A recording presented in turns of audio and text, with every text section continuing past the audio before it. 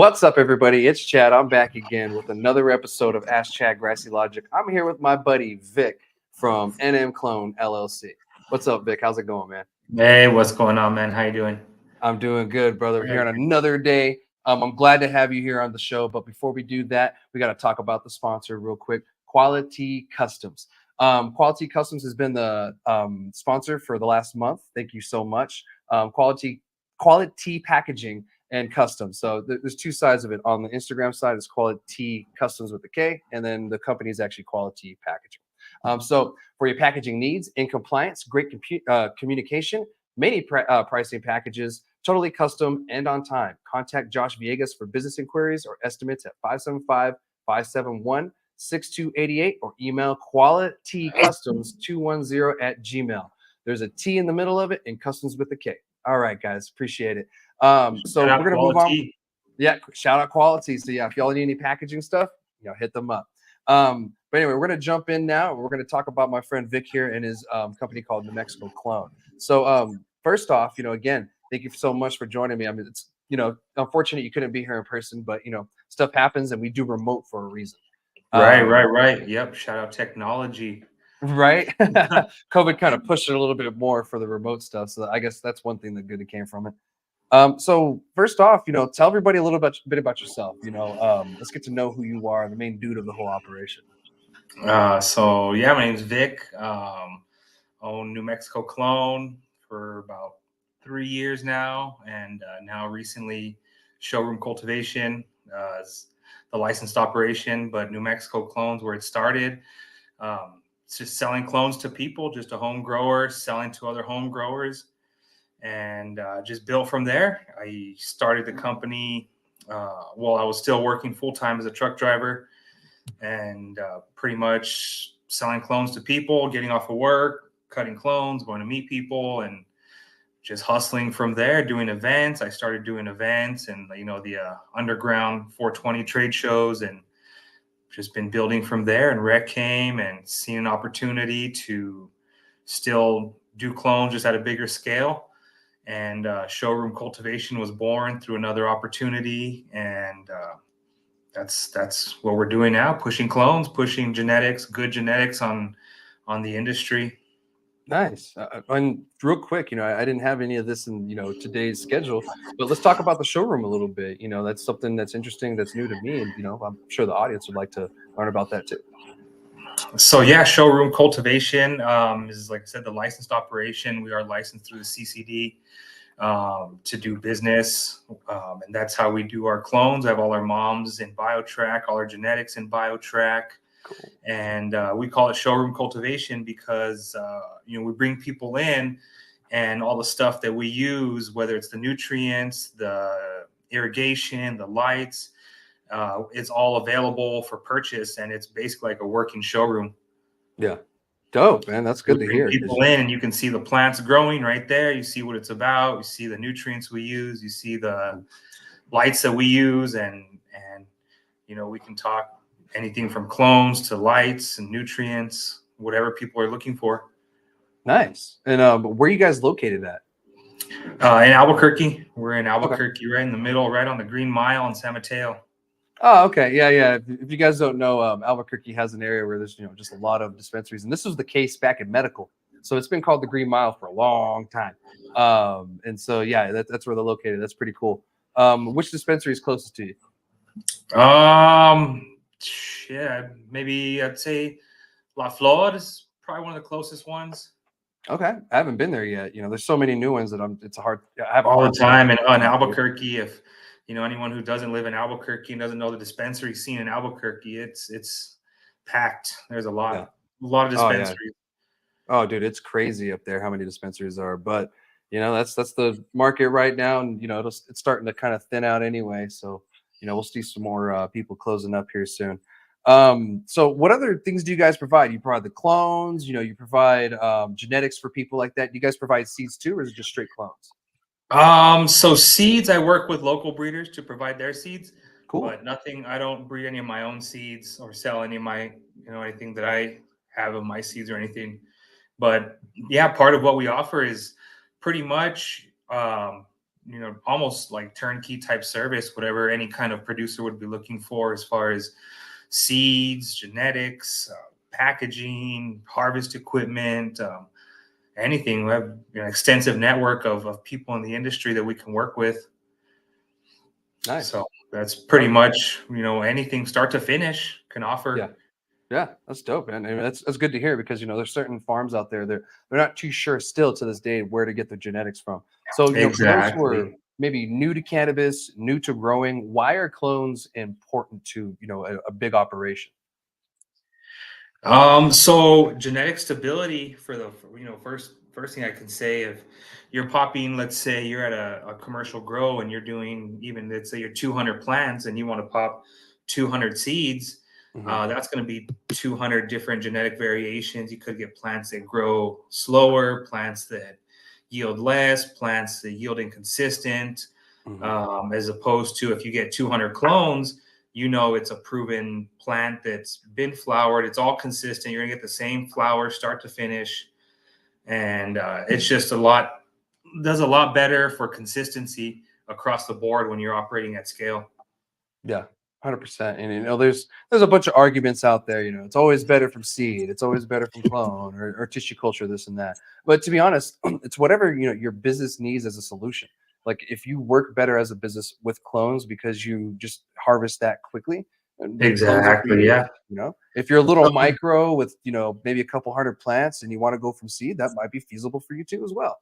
Right. Right. Some operations don't have the room to Mhm. do veg and moms and clones and have the personnel to run that, because it's, I mean, at scale, if you're running moms and clones, it's a whole full-time gig for a person or a couple of people. Yeah, I've done it before too, and it's a whole operation on its own. You Hmm. have every week you're cutting clones. Yep. Cutting You're clones sitting there and cutting clones every week, yep. and Popping some people are like, roots. "Oh, I love clipping clones." I'm like, after a while, dude, you get tired of it. Yeah, exactly. And so it's a niche that, I seen that there needed filled long before even rec hit. Like I said, I started doing this about 3 years ago. Before it was, I mean, shit, we're already in our third year, so it must have been almost 5 years ago then. Damn, Yeah, time flies. yeah, But yeah. That hemp bill did wonders for us. I know, right? Exactly. Yeah, exactly. So it's been crazy. It's been crazy. It's been an up and down, and right now we're on the up, and sometimes we're on the down, and it's just always pushing forward. Yeah. When's the busiest time for you guys? Is it coming up here soon in the spring? Yeah, starting right now. Yep, Hmm. February to probably June. Hmm. Yep, it's gonna be You got bumping from now to June, and so yeah, I tell people get a hold of me as early as possible, because we're a small operation and we'll be at capacity. This is our first year in operation. We'll be at capacity here pretty soon. yeah, So yeah. That's crazy, and it's a good problem to have. yeah, it is. And if you guys don't know, it takes a little bit to, have a clone ready. It takes more than a couple weeks. Like they say, it takes 2 weeks for the clone to be ready, but you have like another week of weaning them off and, getting them transplanted. If you want to do that, that's another process. Exactly. Like from plug to soil, that's a whole process, that takes Right. time and that takes labor.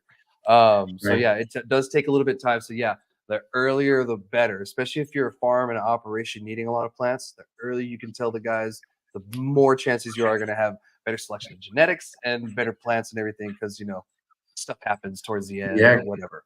Come April or May, people ready to go outside at the end of May. Here in Albuquerque, we go outside at the end of May, and at that time, it's just going to be whatever's rooted and available at the time. There's not going to be like, hey, can I put in an order? Can I put in an order? And no, it's, we happen to have 100 if you want these, Yeah, kind of yeah, deal. and it's like no selection of genetics, whatever. It's what you got. It's what we got. Other than that, we're maxed. Yeah, so keep that in mind, y'all. The clones they're going to be easier to find as the industry goes on, but you still need to think ahead of time. Even with Absolutely. the availability. I mean, it's like when you Absolutely. go to Tractor Supply and you're looking for chickens. Like you're not going to Yeah. go, towards the end of the season and think you're going to find a lot of chickens. Yeah. So Yeah. You'll find the little stragglers. yeah, yeah, yeah, little straggler ones, just little ones that may give you something. Who knows? I know we're going to get this question off camera and after the show, and just to avoid that, Can you clone a mature or flowering plant?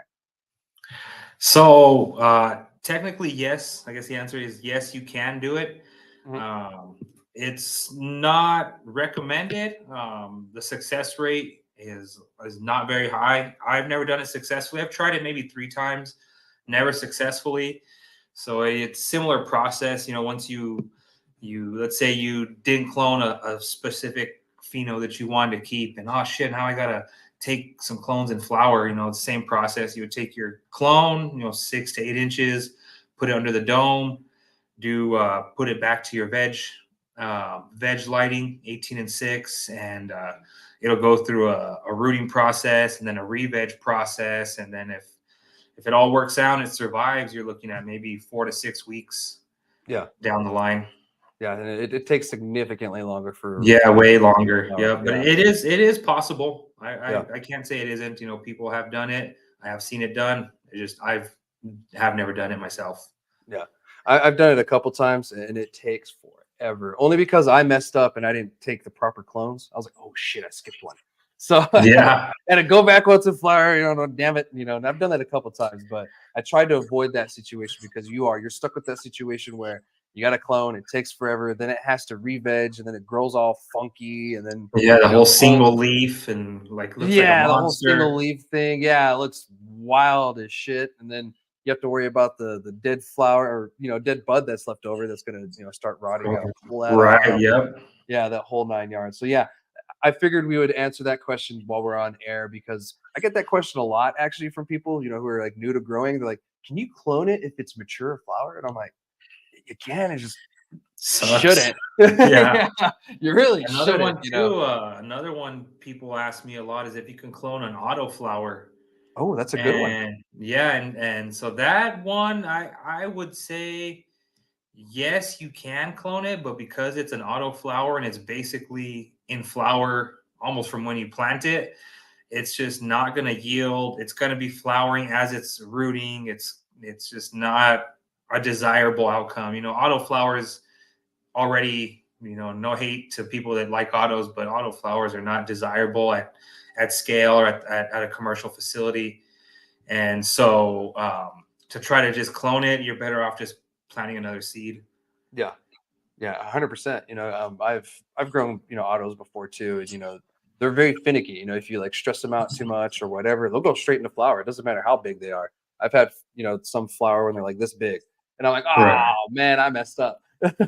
Yeah, yeah, exactly. Yeah. And so, yeah, definitely wouldn't recommend trying to flower an auto flower. The seeds, you can find them cheap enough to just buy another pack. Yeah, yeah, 100%. And Yeah. autoflowers for me, they're more or less like for me little experimental runs on my tents and stuff like that. Right, right. Throw some outdoor, even you just water Yeah. and forget about, just a novelty almost. But yeah, no, like I said, I'd definitely stick to photos. Yeah, me too. And if you're here in the South in southern New Mexico, it's a little bit warmer than up north. You can actually get away with planting some autoflowers around this time in February, and you'll get, harvest. You can get about 3 to 4 harvests in southern New Mexico. It's insane Oh stuff. wow. Yeah, yeah. Nice. I'm Yeah. talking to guys that are doing 4 a year down here. I'm like, you guys are damn. Yeah, 'cause I'm sure it's warm all the way down almost to like November out there, huh? Down to Yeah, December almost. yeah. November all the way to December. Our coldest months are probably January and February. That's why towards the end of this month it'd be better, and then after that, you're pretty much golden, for Yeah. the whole time. Um, Nice, nice. Right. And so for the people out there, and I mentioned this earlier, but the situations of using clones. For you, what are some of the situations you've seen people needing clones? Is it the mom and pops? Is it the big guys, or is it kind of just in between all around? It's everybody, Yeah. everybody. With it being such a new industry, you see a lot of. I've seen the situation where they're, oh yeah, let me, multi-million-dollar facility or whatever, state-of-the-art grow facility, and then, oh shit, we need plants, huh? That's right, we do grow in this facility, Yeah. right? And people looking at the last minute. I've people, mom and pop shops. Hey man, can I just buy a couple strains so I can mom out myself? I can't Mhm. afford to put in a bulk order right now. Yeah. I see that happen. We sell single strains as well for people that do want to do their own moms, Mhm. um, and everything in between. Big operations that, oh man, I had 500 plants die. Can I get 500? Fill Yeah. a room real quick or fill a greenhouse. So a lot of people don't realize this, but clone companies are very crucial in the cannabis industry. All cannabis industries, just for the fact that you're just talking right there. There's times where a big facility, they can lose a room, and that happens. It happens to the best of us. Losing a whole crop or a whole room. People Right, like you are going to bugs come in and or step in. Yeah, whatever. yeah. It doesn't matter what it is. It could take it out, and if you don't have anywhere to replace those plants, you're fucked. Yep, And every day that you don't have a plant grown in there is a day you're wasting money. So, yep, people like you save people's asses all yep, of the time. yep. It's overlooked a lot of the time. I realize how important clones are, and people starting from there, Yeah, especially and when it what I comes mean, to like I said, I get people that call me that, oh no, I don't ever buy clones. I do all my own. I do all my own. But can I buy, 20? I need to replace a room real quick or a row or yeah, something. Yeah. yeah, Hey, we got you too. yeah, All everybody, all the way as much as we can handle down to the home grower. yeah. And you know what? The home growers, you guys benefit from clones too. I use clones all the time. And between growers, we're always giving each other clones and stuff like that. Hey, check this cultivar out. Hey, check this one out. Like this one was dope. And so you end up with Yep. like a little collection of these little clones. So speaking of, what are some really popular cultivars that are out right now that you guys are carrying? Um, so ones that are popular, I guess that we don't carry first would be, I guess, that RS11. That one's really popular. People really like that one. The permanent marker, seen that Yeah. one. The soap, that one's a really dope one. Some that we do have that are really hot right now, the rainbow belts. That one's a little more exclusive that I Mhm. haven't offered out to anybody yet. The Dulce de Uva, that's a real good washer, 6 to 7% washer. Mhm. Candy Fumes, I have a Candy Fumes cut from Bloom Seed that's supposed to be a really good washer. Shit, man, off the top of my head, there's always so many, it's so changing. A lot of the breaths, like I got like a really good meat breath cut, a garlic breath cut, Okay. a GMO cut. I mean, Mhm. there's just so many. I popped some seeds. I got a lot of seeds going right now. Some local stuff from the local homie here, Eric of Beach Tree Seeds. I got some Desert Frost seeds going from another local homie, Matt, here locally, and Oh, always trying to get something new in rotation, switch it up. Get stuff out of rotation, stuff I've had in for a couple years, get rid of it. yeah. Yeah, man. Yeah, always switching it up. Always. No, you have to, and keeping it fresh. And as you said, the genetics, they change all the time. Almost every day, I see something new. Like the genetic Yep. market is insane right now. So it's cool that you're staying on top of it because, yeah, some of those cultivars you mentioned, especially the breaths, that's something that I've been seeing around too. And that permanent marker. Too bad you don't have it, because I have been seeing that running around. Especially that Yeah. the super boof. Super boof, I kind of feel is getting a little oversaturated. Super Boof made its Yeah, rounds last year. That one's bomb. The Honey yeah, Banana, dude. Shout out to hmm Honey Banana and the winners of the Hash and Headies for that one. yeah. Yeah, because Yeah, dude. Ash and Hetty seem to have a lot of banana for some reason. Yeah, dude. It's the year of the banana. So Yeah. it's I think this year is gonna be the year of the Z. I think you'll see a lot of Z terps this year, a lot of rainbow belt crosses and Skittles crosses. And I know Bloom Seed Co. I don't know if you follow the genetics, but Bloom Seed Co. is coming out with their TMZ line. It's supposed to be real heavy on the Z terps. And Nice. that's my prediction, Yeah. 2024 year of the Z. Okay. A little more fruity of the, going towards that. Yeah, Yeah. Skittles type of starburst, fruity And I love flavors. those terps. Yeah, Those are my favorite. yeah. Um, so speaking of your cultivars and everything that's hot, I've tried your personal flower, from like your personal, home grow. Is there any plans in the future for you, becoming a producer yourself on top of it? Yeah. Well, so with showroom cultivation, we'll be flowering, and we'll be focusing mainly though on fresh frozen. We'll be Okay. freezing all our harvest and selling it to manufacturers or doing splits for rosin, and so that's how we'll enter the market as far as consumer products on the shelf. Nice. Working with all the everyone that the local people have heard of, Z Labs and Couch Lock and And yeah, whoever else wants to work with us and throw our name on the packaging, basically. Nice, dude, and that's great because a lot of the working with Cruiser's Craft for so long, that we understand the struggle. Like trying to find product in that sense sometimes, or wanting to collab with someone. But that's great that you're going that route. Love Yeah, your that's sponsor. what we'll be focused on for sure is the fresh frozen and just freezing it all and doing it. I'd say 90% for rosin and maybe the small 10% flour, drying it so we could send it off for testing and Mhm. just have some stuff to show around too, because we will show people the cuts and the flour of Yeah. moms and genetics they're buying and all part of the whole package. Yeah, yeah, kind of, show them, this is our rosin, but this is what it looks like in flower form. It kind of gives them more of an idea of what's going on. So that's pretty cool, man. I'm glad you're doing it in steps. You're not trying to rush yourself like certain people. Right, right, right, right, right. Yeah, Yep. you're doing it right.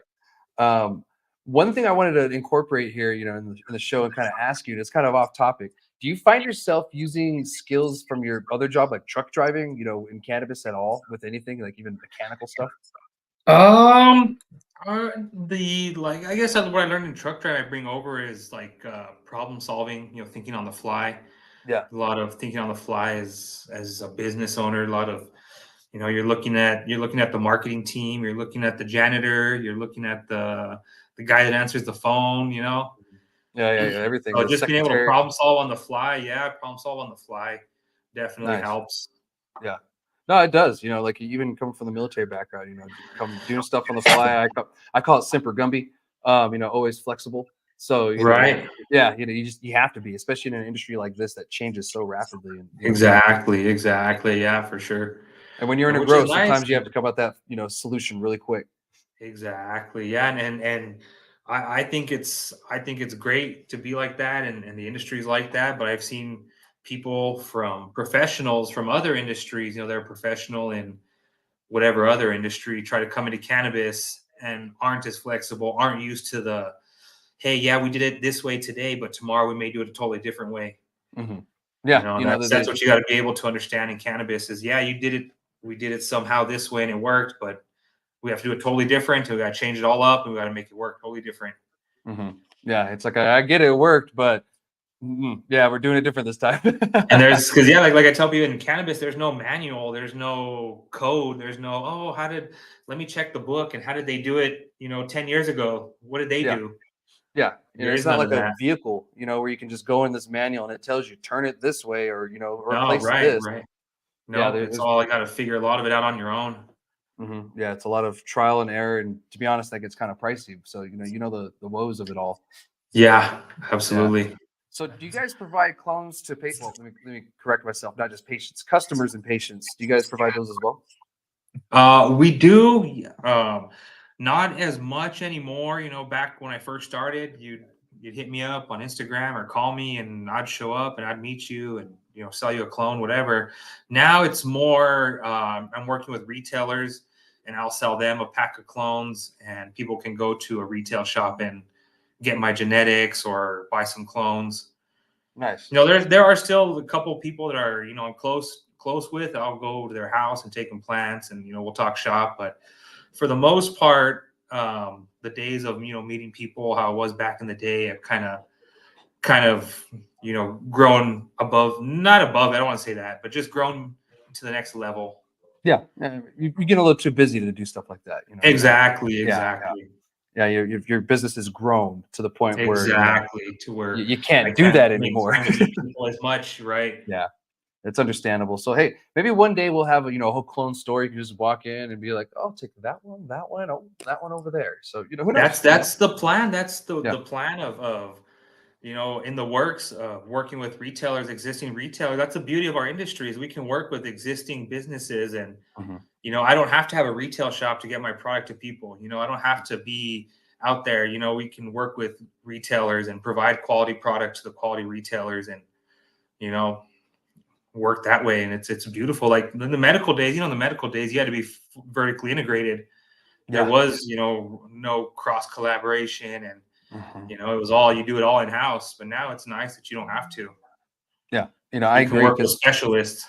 yeah, 100%. Because back then, you had to be the jack of all trades when that just does not work. You can't be the jack of all trades. No, You know, like no, it's it's better to specialize and work with people like you mentioned, Cruises Craft. You know what I mean? That they specialize in the rosin and killing it in the rosin game. And I look forward to working with them for sure, and the people up north and people here locally. And yeah, that's that way I don't need to focus on rosin. I don't need to learn the whole all that, because that's a whole different game and technique and skill set that is just not in my plans right now. yeah. I mean, your roofer isn't also going to do your tile. You know, he's Exactly, yeah, exactly. he's going to do the roof and go home.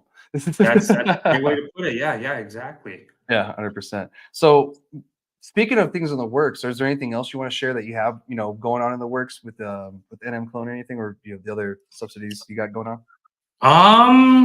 No, I think we pretty much covered it. It's pretty much pedal to the metal with the clones and the genetics, the seed popping, providing genetics to the micros, guys that want to switch up their clones. We can do all kinds of different stuff with our once we get our flower going, we'll be able to do like R&D type pheno hunting, to where another facility, if they want to pop a pack of seeds, we can work with them and do the pheno hunting and do the flowering, and take the risk as far as things herming or things not working out in the flower section, because it's not our main focus is not flowering and selling flower.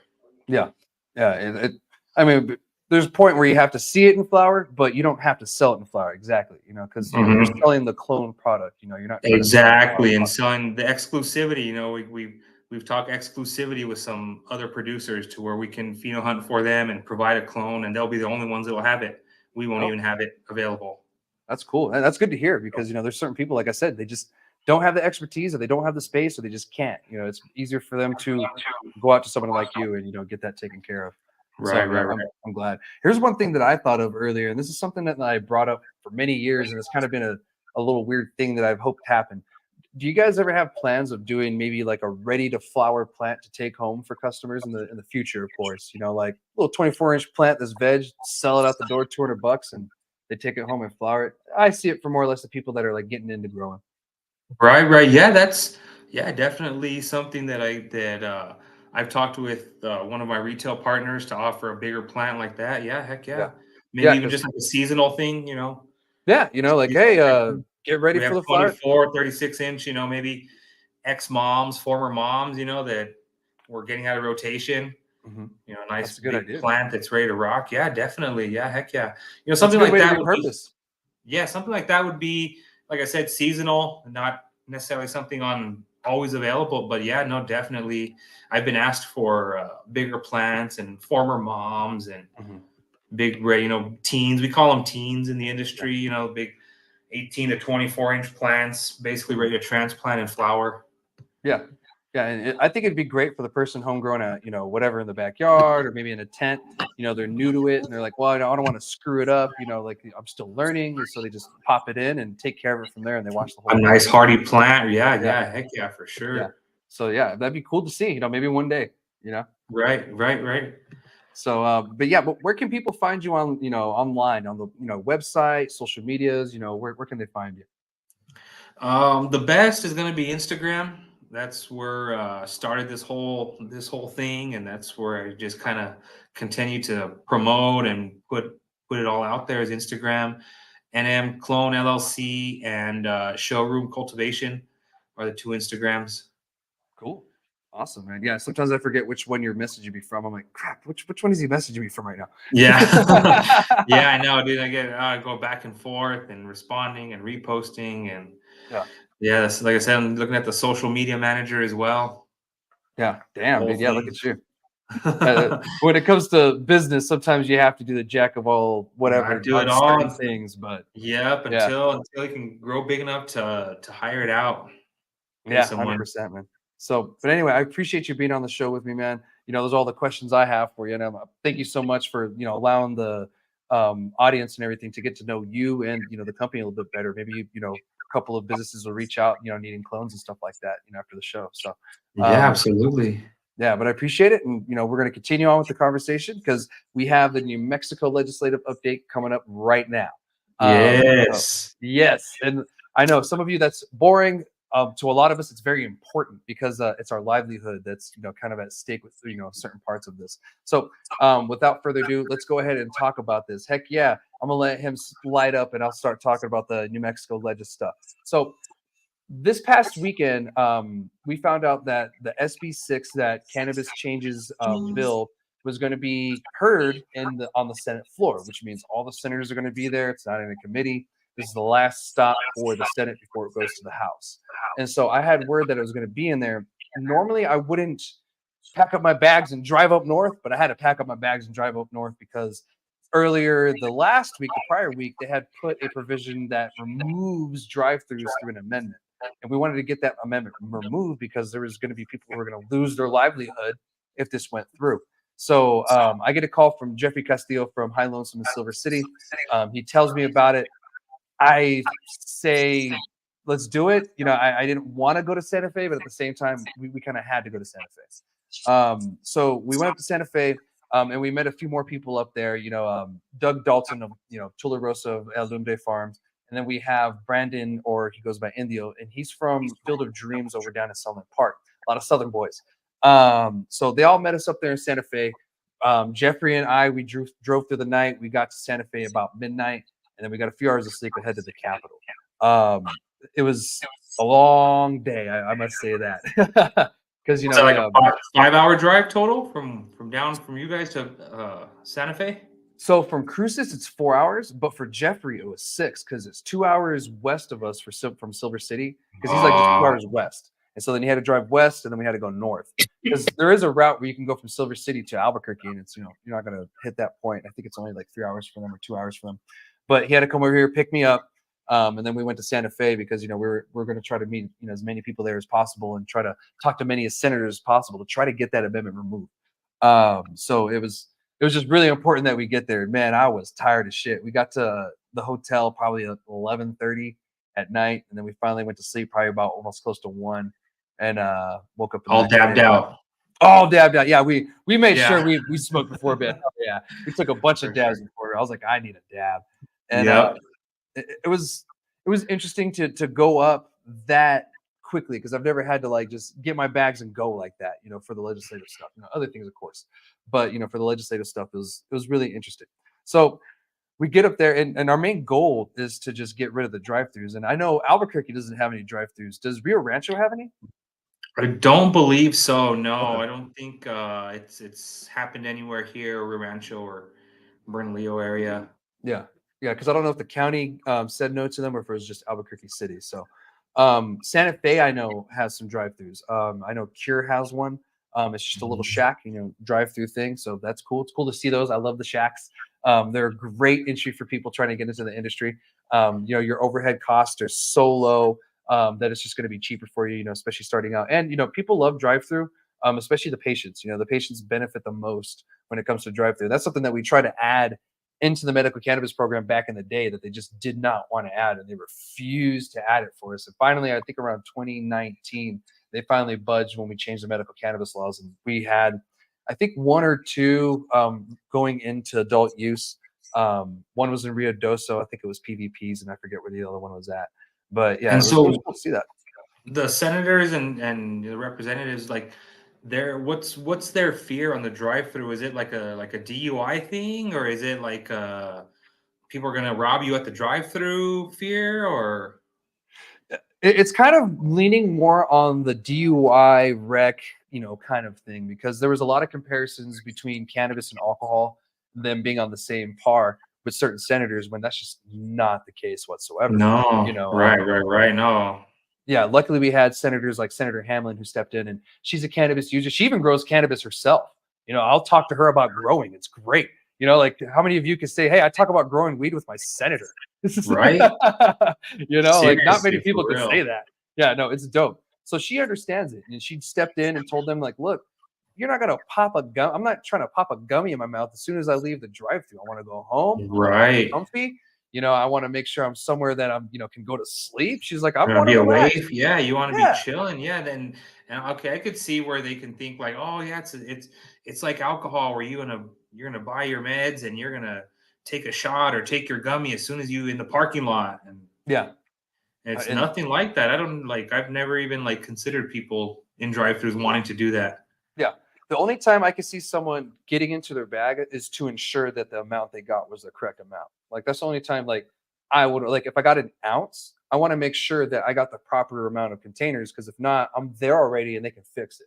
That's the only time that I could say like, yeah, I'm gonna dig in the bag is when I want to make sure that they didn't Your order is just rip correct. me off. Yeah, I just want to make sure my orders, or if I got a lot of items, I want to make sure that everything is there before I leave the Right, house. right. So When I you're don't have taking to drive my the happy order, ass all the way back. when Yeah, you're taking the exactly. order for the office, you got to make sure that everyone's gonna get what they get. Exactly, you know. But other than that, I'm not gonna get in there and try to whatever. The bag's getting closed back up, and I'm going on my way. It's just to make sure that everything's there. But I will say, every time I've gone to the drive-through, they're actually very good at letting you know what's in the bag. So a lot of the times, you don't even have to do that.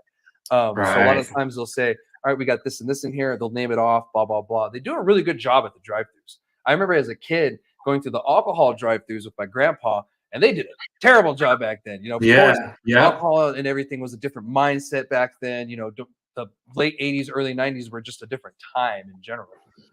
So I remember that, and it was a little weird. But with cannabis, it's totally different because it's so strict. You know, like it's hard to get a license, it's hard to keep your license, and if you mess up, you're losing that license. You know, so there's people that put millions of dollars into this, and they do not want to lose that license. So they're doing everything they can to ensure that they're not going to. IDing people properly, making sure that they're getting the right amount, making sure that they're not smoking in the drive-through as soon as they drive up. Because some people are under the assumption that I drive up and they hand me a bong and it's a party.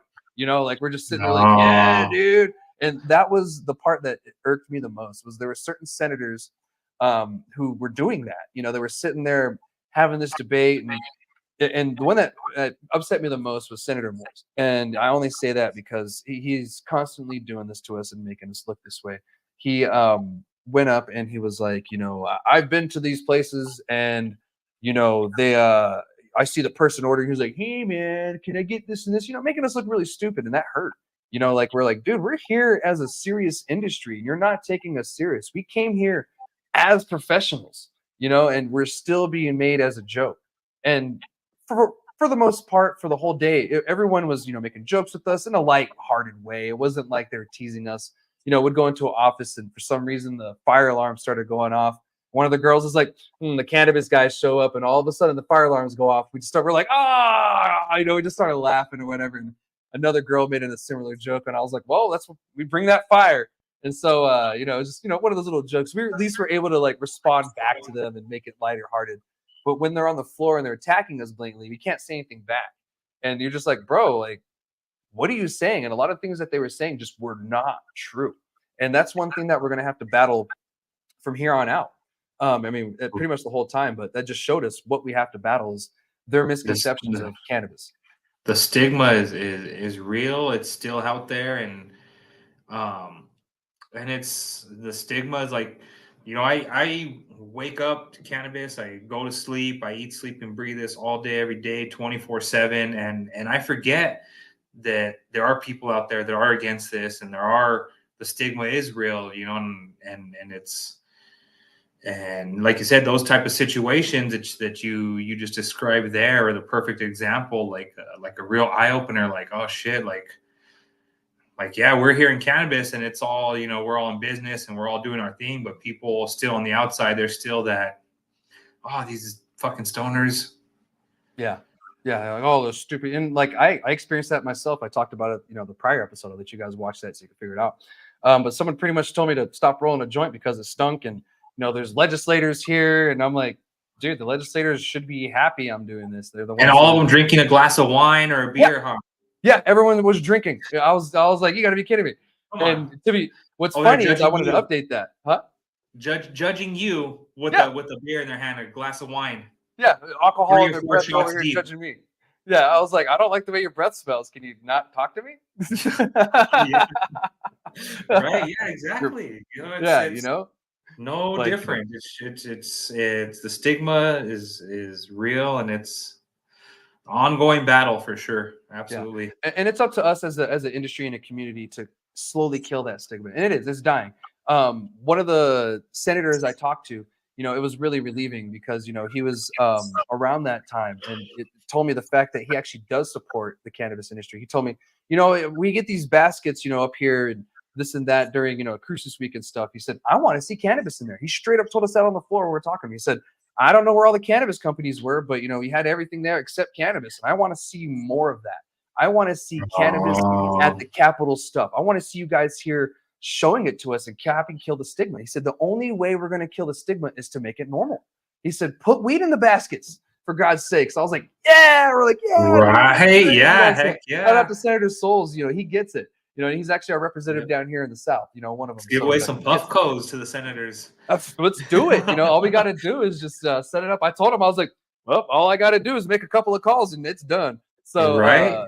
yeah. So for the industry guys, this next year, this next legislative session, let's all get together and let's, do some basket stuff for the legislators. Let's show them what cannabis New Mexico has, because the Right. only way we're going to kill this stigma, like it is with alcohol, because all of them are over there drinking anyway, is to just show it to them. We'll give them a jar of doobies, some edibles, maybe some salves and stuff like that. We'll drop off some Right. CBD. We don't need anybody greening out, to help everybody out a little bit. But, I think it's a good idea for us to do something like that. And, to be honest, the senator said that he wanted it. So, well, who am I to tell him Right. no? Right. Yeah. Some gummies are always a good beginner consumption for people that don't consume or have never consumed. Gummies Yeah. are perfect. Yeah, I agree. And Yep. especially the lower dosage gummies that we're seeing Lower, a lot more. yep. I Those love 5 milligrams. Those they have those. I don't know if you've seen those joy bombs that they have now. They're like Yes. little Skittles. They're like three Yes. I three love mils or two those. milligrams each. Yeah. Those are my Yep. favorite. I love them because you can sit there, you can have a little handful, and you're not going to pass out. No. Yep. And you're gonna see the Yeah. senators watch. They'll be there on the floor here in a couple years, popping the joy bombs there on the floor. Right. Sitting there, oh, this session's going a while. Bloop. Oh, this is Yep. better. Yeah. So, Yep. we'll see it. It's going to take time for it to be normalized. But, the issues that we're seeing here, especially with SB6 and HB128, and I'll talk about, the numbers and what they mean in a second. So SB6 is the Senate bill. That's the cannabis changes bill. And that's the reason why we went up there in the first place, because we wanted to ensure that it passed, and we wanted to ensure that the drive-throughs got removed. We were also there for HB 128. Now, HB 128 is the House bill version of almost the exact same bill that I was just talking about. It's the sister version. However, HB 128 has the increase for micros from 200 plants to 500 plants. That's really the only big difference between the two, because Andrea Romero, the sponsor of HB 128, she actually took all the changes from SB6 and put it into her bill so that way they would mirror each other and she would have less issues. She only changed two things. One, she didn't add the drive-through removal thing that the SB6 had that we had to fight. And then she has the plant count increase for the micros, which are great. The only problem is we're running out of time. This bill just hit the Senate side, and then the Senate bill just hit the House side. So we have about a week now. We have it exactly, 5 days? Is it 5 days? 6 days. My producers tell me 6 days. We have 6 days left of the legislative session. That means that both bills have to go through at least 3 committees, then both respective floors, then they can go to the governor's desk. It's possible, but it may be a little improbable. Yep. We may have to wait for the 60-day session. It wasn't really anyone's fault. It was just a 30-day session. We don't have much time. These bills are actually going through fairly quickly. If they go through the same process next year and the same timeline, like speed that they're going through this year, they'll make it through halfway through the session.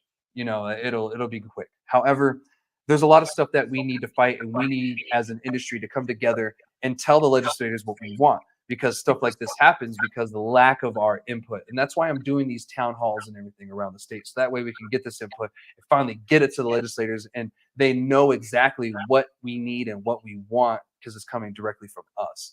So I want to give a shout Right. out to Senator Hamlin. She was huge on the Senate floor and on her support. She helped us the whole day we were there. I ran up and, chased her down. I was like, Senator Hamlin, because, we had to talk to her and everything. And, somehow we ended up on the Senate floor. We talked to Senator Hemphill from Silver City. She was a pivotal vote on the removal for drive-throughs, because her son is actually in a wheelchair and he benefits from the cannabis drive-throughs medicinally. So it was a patient access issue, more or less just a stoner, consumer issue. And let's be honest here. Everybody that uses cannabis usually uses it for some kind of medicinal purpose anyway, even if you're enjoying it somehow.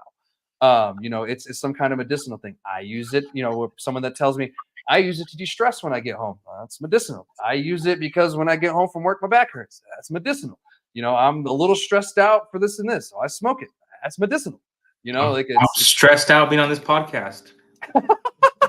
That's medicinal. Yeah. By the way, you're doing a good job, Vic. You're doing great, man. I wanted to add just a little side note, for maybe anyone that's listening that doesn't kind of understand how cannabis rules and laws work pertaining to what you said, the plant count for micros. The micro plant count is written in law at 200, whereas the big license plant count is not written in law. It's only written in the rules. So when it's written in the rules and provisions, it's a process that can be changed at any time during the year. It doesn't have to go through this legislative session, whereas changing the plant count for micros is written in the law, and it has to go through this whole legislative process to get changed from 200 to 500, where if the big guys want to change it from 10,000 to 20,000, they just got to lobby and push a CCD. Yeah. And, the and change the rules. Yeah. And the 20,000 that we have now, that was an emergency rule. It was supposed to be, I think, 10.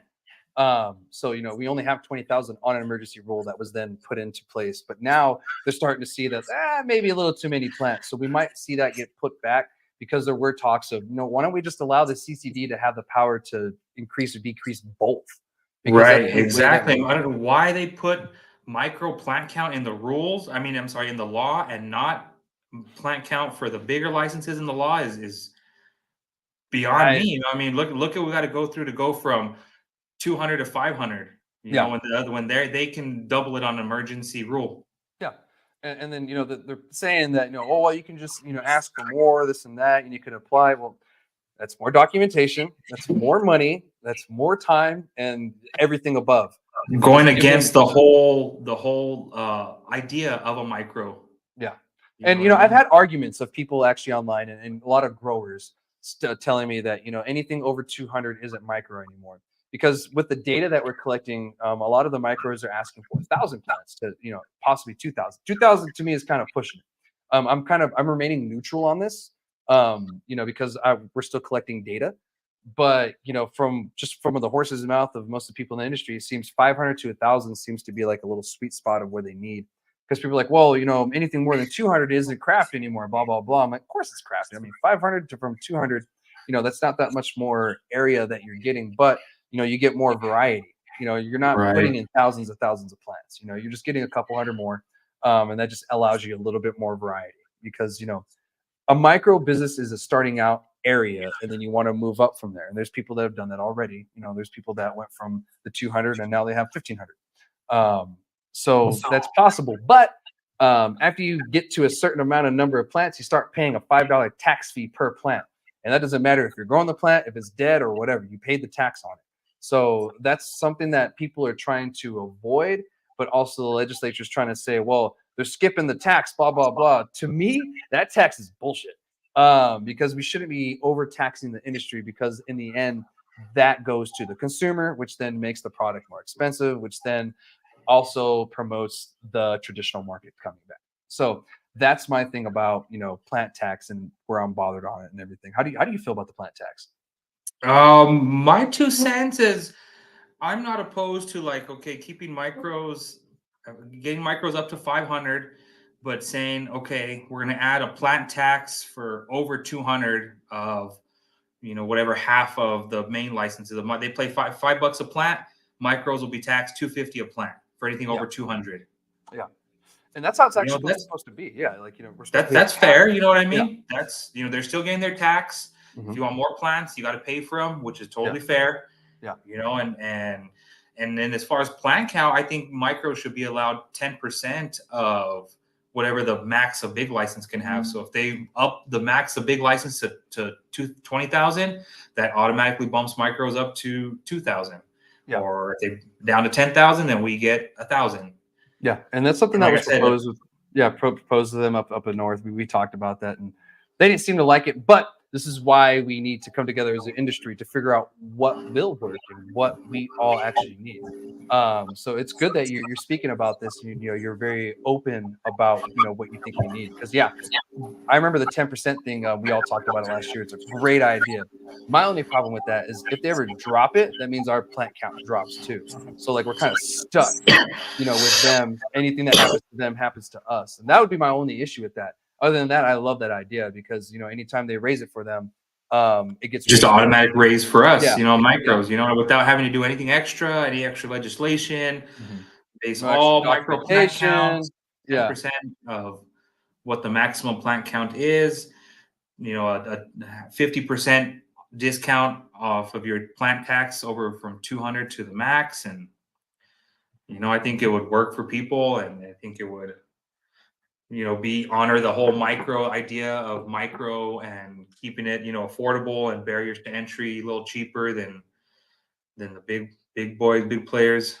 yeah, 100%. Because those guys have the money to pay for those plant taxes. And if you Right. guys didn't know, the plant tax is actually up to $50. So the CCD actually decided $5 was good enough because they can charge up to $50 per plant, which that's crazy. Um, I fought that when we passed the bill. I said, "Whoa, what are we doing with $50 a plant? That's crazy." And like usually, the government tries to tax you the most, but luckily they were like, "No, $50 is way too much per plant. Like who's going to be able to afford that?"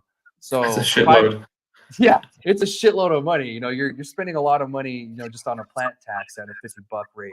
So I think they realize that if they do $50, it's going to deter a lot of people from getting in the industry. My only worry is that could change at any time, and if they want to, they can raise it to $50 to kind of do whatever. So that's my only concern about that being there because it's still a possibility of it being $50, even though they decided to go with $5. It's up to them, and so that's the scary part. So that's why these bills are really, really, really, really, really important. So I'm gonna get to finish these real quick. The HB6 and the SB6, HB128. Always flipping those. There's so many freaking letters. HB128 is actually being heard right now as we're recording this. I'm missing it at the moment. However, I have people working on it and sharing stuff with me, so I'll be sharing with y'all everything that's going on. I have no clue what's going on with that bill right now at the top recording of the show. But once it's over, I'll let everybody know. This won't air until tomorrow. So you guys are going to find out before the show airs anyway. So that's what's going on with that bill. It's going through its first Senate committee. It still has to go through the Senate Judiciary. And that's where the SB6 got that drive-through thing added to it. And that's what kind of frightens me because it obviously could happen again. So if that happens, I have no clue what happened to the bill. It'll most likely die at that point, which will be a good thing. Next year we can come back collectively together in a 60-day session and kind of just spearhead this as a whole industry because that's what it's going to take for us to get what we actually need as an industry and to get positive changes. Because when they throw a monkey wrench in the freaking gears like they did with the drive-through thing, it eats up a lot of time. Because the next bill I'm going to talk about, the last bill I'm going to talk about is SB 99. SB 99, what it is the incremental tax removal. So if you guys don't know, we're on a staggered taxing thing until we get to, I believe, 18%, I believe by 2030. And so right now we're sitting at 12%. But later this year, fiscal year 2025 in July, it's due to go up to 13%. Then every year it goes up 1% until we reach that point of 18%, which, in my opinion, that will kill our industry and lead people to go back to the traditional market because we're at a threshold in New Mexico of what we can afford in taxes. And 20%, if we go any higher, New Mexicans can't afford it anymore. Even at that 1% at 21%, you're going to start seeing people go back to the traditional market because they know now that the taxes are just going to go up from there. It's never going to go down or stay the same. So this bill right here removes that provision and it keeps it at where it's at right now. Now, I feel they're doing this just so we are saving some time, and next year we'll come back and try to figure out what to do. But as long as we get that removed, we're good. However, it doesn't look like this bill is going to pass. It's stuck in one of the committees. I believe it's the Senate Finance Committee. I believe that's where it's at. But unfortunately, it's stuck in there. I don't know what's going on. The ranking member of that committee, for some reason, hasn't put it on the scheduling. Don't know why. Don't know the reasoning. I just know it's not there. So to me, out of all of the bills, this one is the one that needed to pass. However, we needed to fight that drive-through thing because that's not going away. We'll probably see it again next year at some point. And the fact that we fought it this year in it and we successfully got rid of it gives us another chance to get rid of it next year because it didn't pass. If it passed, that would be a different story. But this SB 99, we need this one bad because this affects everybody. How do you feel about the, tax thing? I feel like taxes are above my pay grade.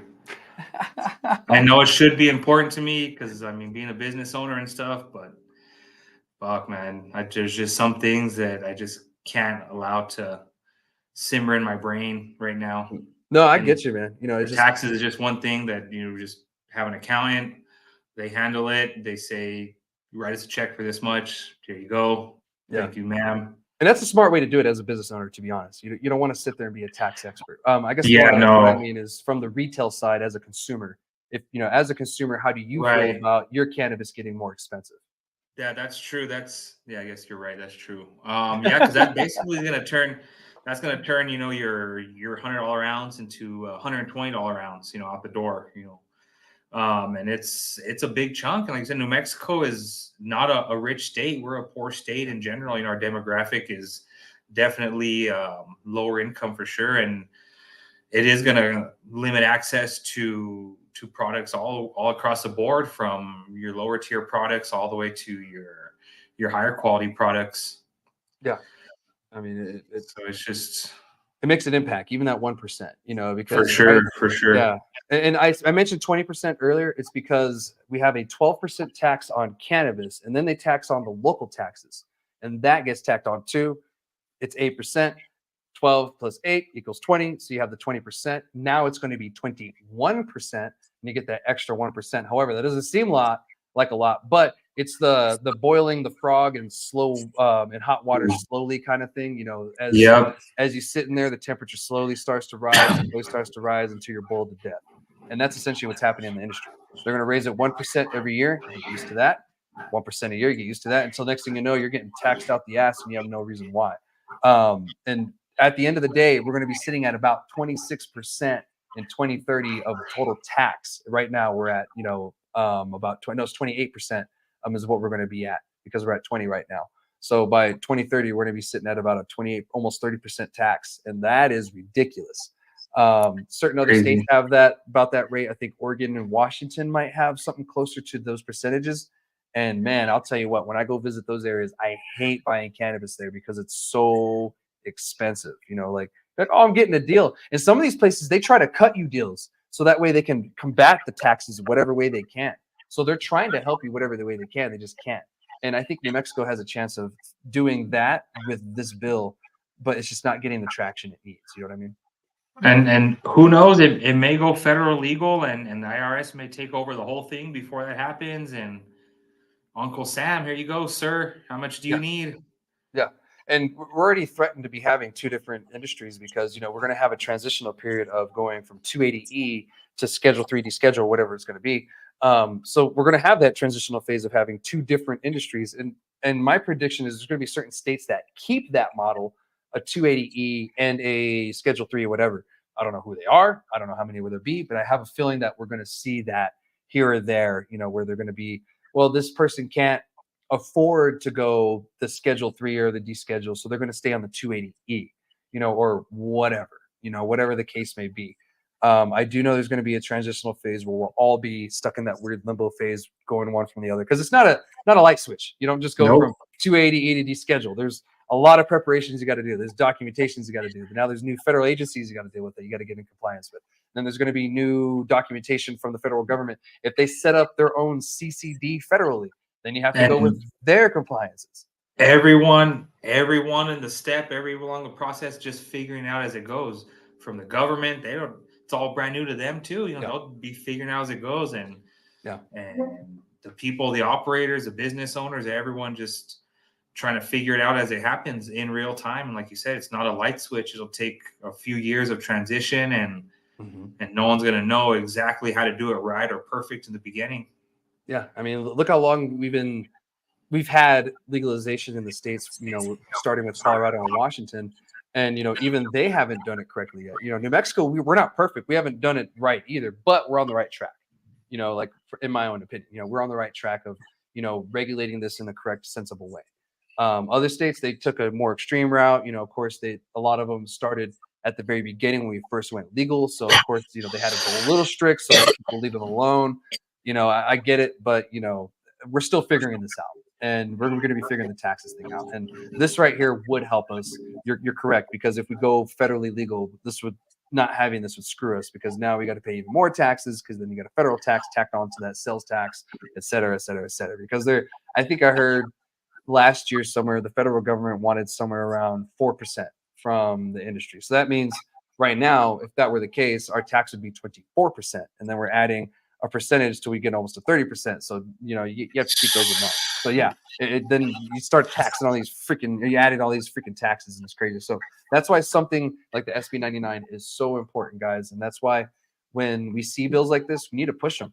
But we can only do so much when it comes down to being stuck somewhere, like in a committee or something. What we can do is contact your representatives. If you want it to be heard or whatever, that's your best route. Figure out which committee it's in. Figure out who the ranking member is. Maybe give their office a call and say, hey, I'm so and so. I'm a constituent from down here. He's not directly my representative, but I'm calling about a certain bill that's in his committee. Or they, he, she, whoever. If they could, hear this bill, it would, benefit whatever, et cetera, et cetera. And then the more people that calls, maybe the more chances we get it of getting heard. So if that's the case for SB6, SB 99, excuse me, we should do that. I already did that today. So if you guys want to hit me up, I will help you out there. There's a lot of stuff that goes on to the legislative process, even the website. If you get confused, I'll try to help you out. So that way, in the future how to do it, because if you show a man how to fish, he's going to fish for the rest of his life, versus just getting a fish. You're going to feed him for one day. So if you guys know how to do it, you can do this for the rest of your lives. But anyway, that's all I have for this week and for this episode. I wanted to update you guys on those bills. Vic, thank you so much for the conversations, man. It was great getting to know your business a little bit more, what you have going on, and getting the audience to know you. I know you, but the audience may not know who you are. So it's great. And a lot of the times they just see the business, they don't see the face behind the business. So it's great that you came on with me and you shared your story. So thank you so much. Yeah, heck yeah, man. I just want to let you know too. Appreciate you having me on here, and I know we've been kind of hit and miss, trying to get on, and finally got it all lined out, dude. And whenever you're in town, if you come with Josh or from Cruise's Craft, or whoever you come with, you guys are more than welcome to come to the grow and check it out and talk shop. Nice. Yeah, I appreciate it, man. I'll take you up on that, because I love going to check out grows, man. And love checking out some good fire, especially when you get to that drying room. You're like, oh yeah, there it is. Yep. Heck yeah. So yeah, sure. But before we drop off, I want to thank our sponsor, Quality Packaging, for sponsoring this episode. Thank you so much. Again, they are here for your packaging needs and compliance. They have great communication. They have many packaging prices. They're totally custom, and they're on time. Again, if you want, contact Josh Villegas at 575-571-6288, or you can email them at koala, the letter T, customs with a K, 210@gmail.com, and you can find them at Quality Customs on Instagram as well, spelled the same way as the email. So make sure you guys follow, like, subscribe, whatever you got to do to make sure you don't miss an update, because I'm going to be updating all y'all during the legislative process. So I will see you guys next week, and make sure y'all do that, and I will see y'all here. All right.